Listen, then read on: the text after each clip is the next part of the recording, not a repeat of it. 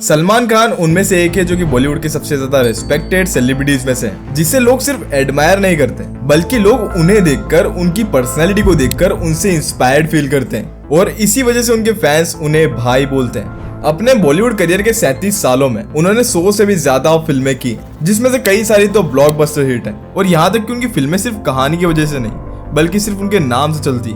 लेकिन अब सब कुछ वैसा नहीं रहा। आखिरी कुछ सालों में सलमान खान ने कुछ ऐसी फिल्में दी जो उनके फैंस को भी कुछ खास पसंद नहीं आई है। यहाँ तक कि अब कई लोगों का तो ये मानना है कि अब उनका चार्म पहले जैसा नहीं रहा। वो अपनी फिल्मों में इतने ज्यादा एनर्जेटिक नहीं लगते और उनके कई फैंस तो ये मानते हैं कि अब उनके लिए लीड रोल्स फिट नहीं बैठते। पर सलमान खान के लिए डिफिकल्टीज आज से नहीं बल्कि उनकी popular controversies, court cases, relationships, media attacks, इन सब के बाद भी कैसे उनकी ब्रांडिंग, उनका स्टारडम इतना स्ट्रॉन्ग बना रहा। But now something's not working और इस वीडियो में हम यही जानने वाले हैं। So this is the story of Salman Khan and right now what's really going wrong with him. Salman Khan का जन्म 27 दिसंबर 1965 को इंदौर में हुआ था। उनके पापा सलीम खान बॉलीवुड के लेजेंडरी राइटर रहे हैं। वो शोले, जंजीर, दीवार जैसी कई आइकॉनिक फिल्मों के को राइटर भी रह चुके हैं। मतलब सलमान खान बचपन से ही फिल्मी दुनिया के बीच ही पले बड़े हैं, पर इतना नाम और लेगेसी होने के बावजूद उनका सफर इतना आसान नहीं था। उस टाइम पर उनके घर में एक्टर्स, डायरेक्टर्स और राइटर्स का आना जाना चला रहता था, लेकिन सलमान ने बिना शॉर्टकट लिए अपना रास्ता चुना। एक्टिंग स्कूल ज्वाइन की, मॉडलिंग करी और ऑडिशंस दी। उन्होंने कभी भी अपने पापा का नाम लेकर के काम नहीं लिया। वो हमेशा चाहते थे कि लोग उन्हें अपने टैलेंट की वजह से पहचाने, ना कि सलीम खान का बेटा कहकर। और मूवीज में आने से पहले उन्होंने कुछ एडवर्टाइजमेंट्स की और वो पहली बार कैंपा कोला के एडवर्टाइजमेंट में नजर आए।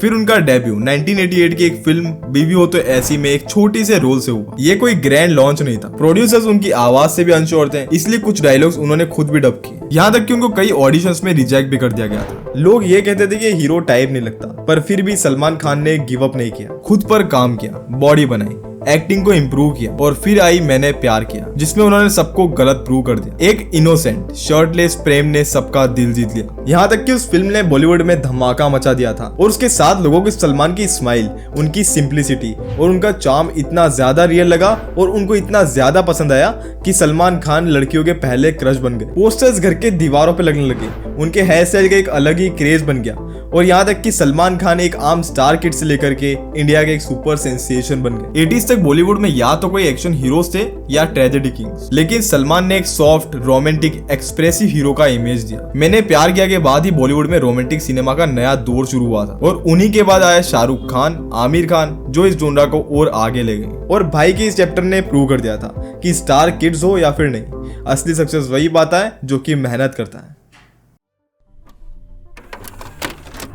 1990s का दौर सलमान खान के लिए एक गोल्डन पीरियड था। मतलब कि एक के बाद एक सुपर हिट फिल्म। हम आपके हैं कौन ने उन्हें फैमिली ऑडियंस का फेवरेट बना दिया। करण अर्जुन में उन्होंने शाहरुख खान के साथ मास अपील दिखाई। जुड़वा ने उनका कॉमिक टाइमिंग प्रूव किया और प्यार किया तो डरना क्या ने उनके शर्टलेस स्वैग को और आइकॉनिक बना दिया। ये फिल्म सिर्फ हिट नहीं हुई बल्कि सलमान खान को एक मेगा स्टार बना दिया। उनका पर्सोना ऑन स्क्रीन बिल्कुल ही अलग था, जो कि लोगों को फुल एंड एंटरटेनिंग लगा और यहाँ तक कि उनके हर एक रोल में उनका कोई ना कोई फन एलिमेंट होता था। उस टाइम पर ना हीरोज काफी ज्यादा इंटेंस और सीरियस हुआ करते थे, पर सलमान खान एकदम कूल थे। वो हमेशा अपनी मूवीज में अपना अलग ही स्वैग लेकर आते थे। उनका डांसिंग स्टाइल भी काफी यूनिक था, पर परफेक्ट नहीं था। जस्ट उनमें काफी एनर्जी थी। लोग उनकी स्टेप्स को कॉपी करते थे और उनकी एक सिग्नेचर चीज बन गई थी शर्टलेस सीन्स या फिर कोई एक्शन सीन्स। थिएटर में सीटियां बजती थी। उनका हेयर स्टाइल, ब्रेसलेट और एटीट्यूड यूथ में ट्रेंड बन गया। यहाँ तक कि 2003 में रिलीज हुई तेरे नाम सलमान खान की काफी इमोशनल एंड इंटेंस परफॉर्मेंसेस में से एक है। यहाँ तक कि इस मूवी को उनके करियर के लिए एक टर्निंग पॉइंट भी माना जाता है। इसमें उन्होंने एक कैरेक्टर को प्ले किया था जिसका नाम था राधे, जो कि एक परेशान और एक पागल प्रेमी होता है। पर इन सब से हटके उस मूवी में उनका काफी फन और चार्मिंग कैरेक्टर होता है। इस मूवी में उनकी परफॉर्मेंस काफी ज्यादा रो,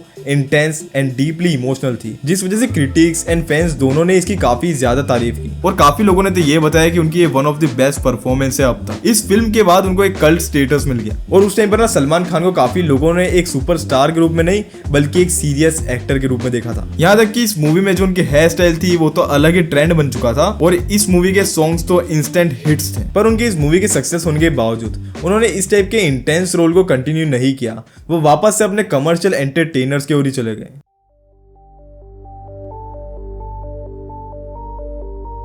पर जितने बड़े सलमान खान बने उतनी ज्यादा कंट्रोवर्सीज भी उनके साथ जुड़ती गई। गुस्सा, एरोगेंस और लीगल बैटल्स ने हमेशा उनकी पब्लिक इमेज को टेस्ट किया। जहां उनकी फिल्मों का क्रेज छाया था वहीं उनकी पर्सनल लाइफ हेडलाइंस में बनने लगी थी। मैं आपसे पूछूंगा आजकल आपकी गर्लफ्रेंड कौन है और आपके उसके साथ ताल्लुक क्या है?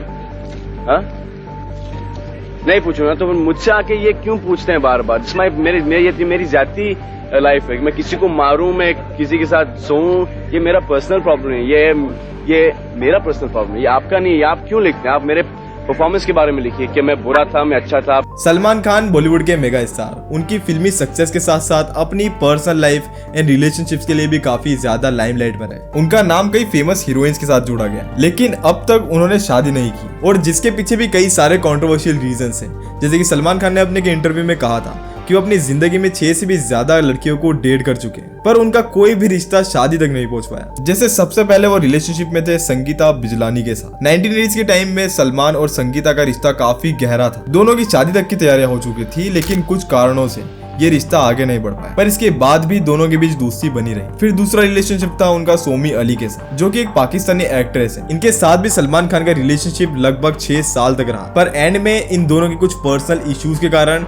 ये दोनों भी अलग हो गए। फिर इनका तीसरा रिलेशनशिप था कैटरीना कैफ के साथ। सलमान और कैटरीना का रिश्ता काफी ज्यादा पॉपुलर रहा। दोनों ने साथ में कई फिल्मों में काम किया और उनकी जोड़ी को भी लोगों ने काफी ज्यादा पसंद भी किया। 2010 में ये रिश्ता भी खत्म हो गया, लेकिन आज भी दोनों अच्छे दोस्त हैं। फिर उनका एक और रिलेशनशिप था लूलिया वेंटर के साथ, जो कि एक रोमेनियन मॉडल है और सलमान का नाम इनसे कई बार जोड़ा गया है। वैसे तो सलमान खान ने कभी भी अपने रिलेशनशिप के बारे में खुलकर बात नहीं की है, पर इन दोनों को काफी बार साथ देखा गया है। पर सलमान खान और ऐश्वर्या राय की लव स्टोरी बॉलीवुड की सबसे फेमस एंड सबसे ट्रेजिक लव स्टोरीज में से एक है। दोनों की केमिस्ट्री ऑन स्क्रीन और ऑफ स्क्रीन काफी पॉपुलर थी, लेकिन सलमान खान चाहते थे कि ऐश्वर्या राय मूवीज और ये सब छोड़कर उनसे शादी कर ले और वो अपनी लाइफ में सेटल हो जाए। पर उस टाइम ऐश्वर्या राय अपने करियर के पीक पर थी, तो इस वजह से वो बिल्कुल भी नहीं चाहती थी कि वो ये सब छोड़ दे और इसी वजह से काफी चीजें मेस्ड अप हो गई। कई सारे आर्टिकल्स में ये लिखा हुआ है कि सलमान खान ऐश्वर्या राय के घर पर ड्रिंक करके पहुंच जाते थे और यहाँ तक कि ये भी कहा जाता है कि ऐश्वर्या राय के कारण सलमान खान, शाहरुख खान और ऐश्वर्या राय एक मूवी में काम कर रहे थे, उस मूवी के सेट पर पहुंच गए थे और वो भी ड्रिंक करके।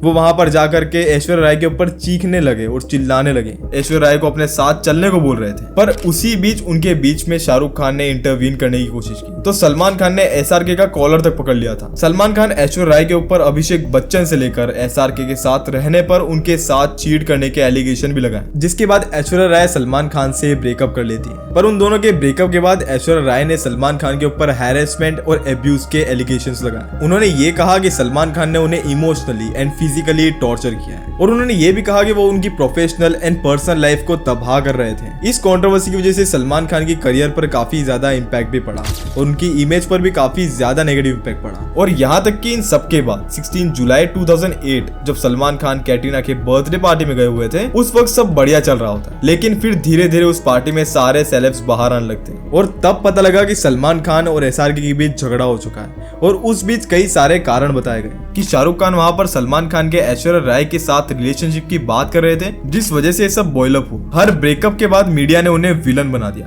लेकिन उनका फैन बेस कभी भी कम नहीं हुआ। ऐश्वर्या राय के ब्रेकअप के बाद विवेक ओबरॉय एंड सलमान खान के बीच भी टेंशंस काफी बढ़ गई थी, क्योंकि उस टाइम पर यह कहा जाता है कि विवेक ओबरॉय और ऐश्वर्या राय रिलेशनशिप में थे। पर इस बात को ऐश्वर्या राय ने कभी भी पब्लिकली एक्सेप्ट नहीं किया। लेकिन एक दिन अचानक से विवेक ओबरॉय एक प्रेस कॉन्फ्रेंस बुलाते हैं, जिसमें उन्होंने सलमान खान के ऊपर धमकी देने के इल्जाम लगाए कि उन्होंने उनको एक रात में 41 कॉल्स की। क्या रखा है बड़ी बदतमीजी से। सबसे पहले ये कहना चाहूंगा कि उनकी जबान जो है इतनी बदतमीज है, इतनी वाहियात है, इतनी बुरी तरह से बात करते हैं कि बहुत शर्म आई। पर इस प्रेस कॉन्फ्रेंस के बाद विवेक का करियर डाउनवर्ड स्पाइरल में चला गया और आज तक लोग मानते हैं कि सलमान खान की पावर ने विवेक को ऑलमोस्ट बॉलीवुड से वैनिश कर दिया और जिसके लिए विवेक ओबरॉय ने उनसे ओपनली माफी भी मांगी।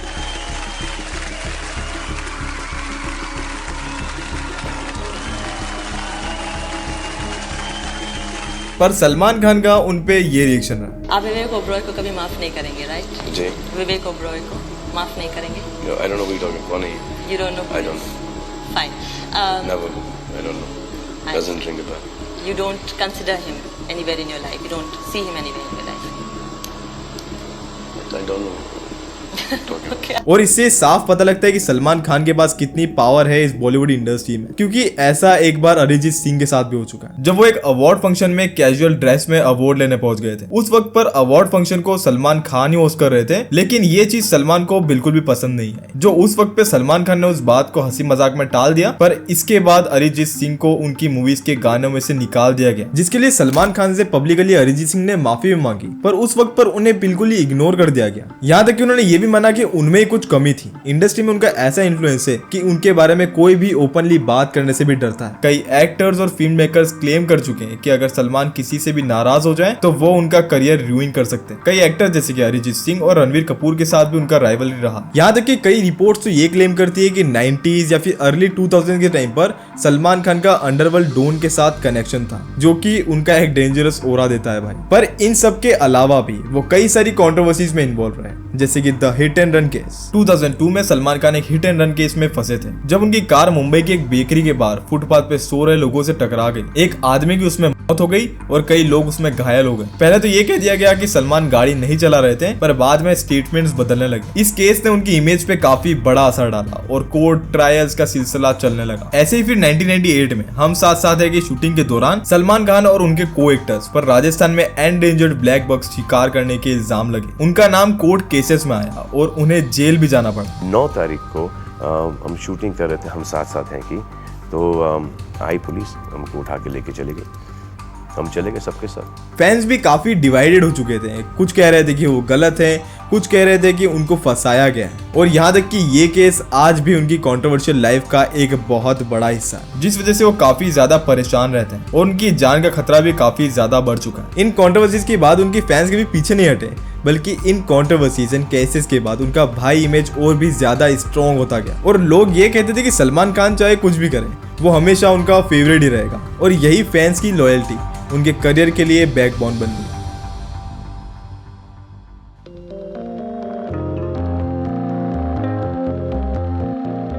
पर 2008 के बाद सलमान खान के करियर में एक टर्निंग पॉइंट आया, वांटेड। इस मूवी ने एक क्लियर मैसेज दिया, भाई इज बैक। उसके बाद आई दबंग और चुलबुल पांडे ने हिस्ट्री रची। एक्शन, मसाला और एटीट्यूड का परफेक्ट कॉम्बो बन गया उनका ये सिग्नेचर। फिर एक था टाइगर, किक, रेडी। हर फिल्म बॉक्स ऑफिस पे धमाका कर रही थी। सलमान खान ने अपने आप को वापस से एक एक्शन किंग और एंटरटेनर के रूप में रिलॉन्च किया, और इस बार सलमान खान सिर्फ एक एक्टर नहीं थे, बल्कि वो ब्रांड बन चुके थे। उनके फैंस और पब्लिक उन्हें भाई बोलने लगी। थिएटर सीन्स में उनके एंट्री सीन्स पे सीटियां बजती थी, लोग डायलॉग्स याद रखते थे, और ईद पे उनकी फिल्म आनी यानी कि गारंटेड ब्लॉकबस्टर। सलमान का स्वैग, उनकी स्क्रीन प्रेजेंस और मास कनेक्ट इतना पावरफुल था कि क्रिटिक्स की नेगेटिव रिव्यूज भी उनका कुछ नहीं बिगाड़ पाए। फिर 2007 में शुरू हुई बीइंग ह्यूमन ने 2009 के बाद एक नया डायमेंशन दिया उनकी इमेज को। ये फाउंडेशन हेल्थ, एजुकेशन और अंडर प्रिविलेज लोगों के लिए काम करती है। साथ ही उनका फैशन ब्रांड भी लॉन्च हुआ, जो यूथ में काफी पॉपुलर भी हुआ, और इस दौर ने सलमान खान को बॉलीवुड का मास एम्परर बना दिया था और एक ऐसा स्टार जो कि बॉक्स ऑफिस सक्सेस की गारंटी बन चुका था। फिर 2015 में सलमान खान ने एक ऐसी मूवी दी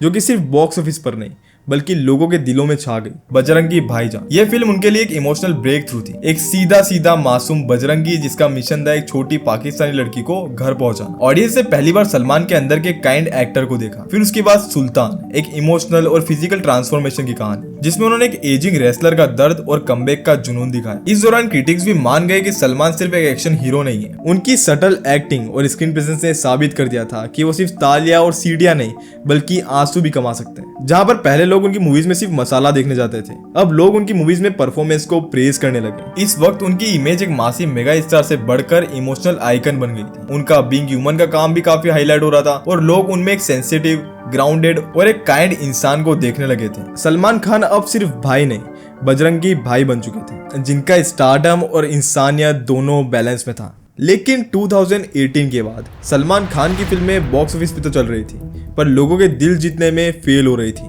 रेस 3, इस मूवी ने तो मीम्स का दौर शुरू कर दिया था। राधे और किसी का भाई किसी की जान ने तो क्रिटिक्स और फैंस दोनों को डिसअपॉइंट किया। और अभी रिसेंट में आई सिकंदर, उसके भी कुछ खास रिएक्शंस नहीं है लोगों की तरफ से। डायलॉग्स, एक्शन और इवन स्टोरी टेलिंग, ये सब कुछ आउटडेटेड और प्रिडिक्टेबल लगने लगा। उन्हें क्रिटिक्स और उनके फैंस ये कहने लगे कि सलमान खान एक ही रोल को बार बार प्ले कर रहे हैं। वही hero, action, romance, shirtless scenes, ये फॉर्मूला पुराना हो चुका है। परफॉर्मेंस में पैशन कम दिखने लगा, जिसे लोगों ने लेजी एक्टिंग भी कहना शुरू कर दिया। यहाँ तक कि उनकी last major clean hit Tiger Zinda Hai थी, जो कि ऑलमोस्ट एक डेकेड अगो है। ऐसी बात नहीं कि सलमान खान अभी बैक टू बैक फ्लॉप्स दे रहे हैं। 2005 से 2008 के टाइम पर सलमान खान ने बैक टू बैक फ्लॉप्स दिए। यहाँ तक कि उनकी फिल्म चॉइसेस भी काफी बुरी होने लगी। उन्होंने कई पावरफुल डायरेक्टर्स को रिजेक्ट कर दिया। इसके बजाय उन्होंने क्रिएटिव कंट्रोल बनाए रखने के लिए कोरियोग्राफर से डायरेक्टर बने लोगों के साथ काम करना शुरू कर दिया। यहाँ तक कि कई डायरेक्टर्स का ये मानना है कि उनके सामने कोई कुछ नहीं बोल सकता, क्योंकि बात उनके करियर पे आ जाती है। बढ़िया है, करते हैं। मैं कहा सर बस बाल उगा लो, मतलब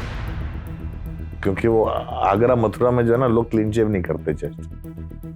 कहानी आगरा मथुरा। आप उनके घर जब स्टोरी सुनाने गए तब आपने तब मैंने कहा, तो उन्होंने कुछ बोला नहीं, मैं घर आ गया।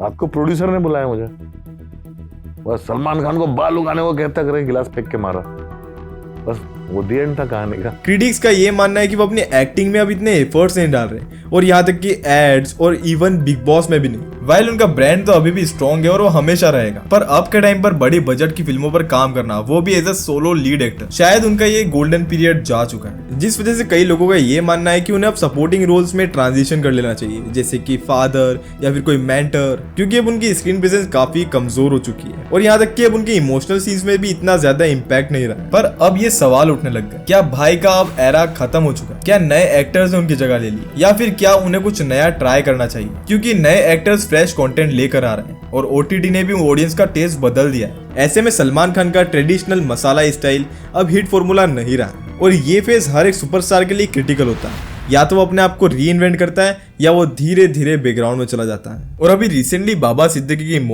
के बाद सलमान खान के अराउंड जो भी चीजें हुई है, उस इंसिडेंट ने उन्हें मेंटली काफी डिस्टर्ब कर दिया है, और इस चीज की वजह से वो काफी डिप्रेस भी नजर आता है, और जिससे हमें साफ साफ नजर आ रहा है कि उनकी परफॉर्मेंसेस पे कितना ज्यादा इंपैक्ट दिख रहा है। लाइक तुम उनकी पुरानी मूवीज की एनर्जी को देखो और अब की मूवीज की एनर्जी को देखो। वो जब पहले डांस भी करते थे तो वो उनके दिल से निकल के आता था, लेकिन अब के टाइम पर ऐसा लगता है कि वो एफर्ट भी नहीं डालना चाहते। पर एक बात तो तय है कि सलमान खान एक एरा था, और हर एक एरा का एंड होता है, और क्या पता एक नई शुरुआत भी। जब दुनिया ने शाहरुख खान को कमबैक करते देखा पठान के साथ, तो एक सवाल उठा, क्या सलमान भी अपने करियर का एक नया चैप्टर लिख सकते हैं? एसआरके ने तो अपने कंफर्ट जोन से बाहर निकलकर नए स्टाइल, नए पैकेजिंग में कमबैक किया, पर क्या सलमान खान भी अपना एक्शन मसाला अवतार छोड़कर कुछ नया, कुछ फ्रेश, कुछ मॉडर्न या फिर एक्सपेरिमेंटल ट्राई करेंगे? क्योंकि लोग चाहते हैं कि भाई फिर से बजरंगी या फिर सुल्तान जैसे इमोशनल रोल्स करें, जहां पर एक्टिंग हो, स्टोरी हो और डेप्थ हो। लेकिन ये भी सच है कि सलमान का कंफर्ट जोन है मासी एंटरटेनर, जहां पर पंचेज हो और वहां पर तालियां बजे। अब ये चॉइस उनकी है, क्या वो सेफ खेलते हैं या फिर अपने करियर का नैरेटिव बदलते हैं? क्योंकि एक ऐसा पॉइंट है जहां एक सुपरस्टार या तो धीरे धीरे फेड होता है, या फिर एक नए अंदाज में वापस से कमबैक करता है। या तो उनको अपने एज अप्रोप्रिएट रोल्स करना शुरू कर देना चाहिए, क्योंकि काफी एक्टर्स ये करना शुरू भी कर चुके हैं, और मे बी ऑडियंस उनकी इस ट्रांजिशन के बाद उन्हें अप्रिशिएट भी करना शुरू कर दे। बाकी तुम लोग क्या सोचते हो, क्या सलमान खान का कमबैक हो पाएगा, या फिर वो अपने इसी कंफर्ट जोन में रहकर इस टाइप की मूवीज बनाएंगे? तुम मुझे अपने ओपिनियंस कमेंट सेक्शन बताओ। और हाँ, तुम मुझे इंस्टाग्राम पे आकर फॉलो कर सकते हो, वहां पर हमें 10,000 फॉलोवर्स अचीव करने, तो जाओ फॉलो कर लो। और हाँ, तुम लोग मुझे सब्सक्राइब कर सकते हो, क्योंकि तुम में से काफी ज्यादा लोग मुझे सब्सक्राइब नहीं करते, और काफी ज्यादा बड़ा नंबर है, तो ठीक है, तो सब्सक्राइब कर लो। बाकी मैं मिलता हूँ तुमसे कोई और वीडियो में, तब तक के लिए तुम ये वाली वीडियो देख लो और ये वाली भी, तो दोनों वीडियो स्क्रीन के ऊपर दिख रहे होंगे, उन्हें जाकर के वॉच कर सकते हो। मैं मिलता हूँ तुमसे नेक्स्ट वीडियो में, तब तक के लिए बाय बाय।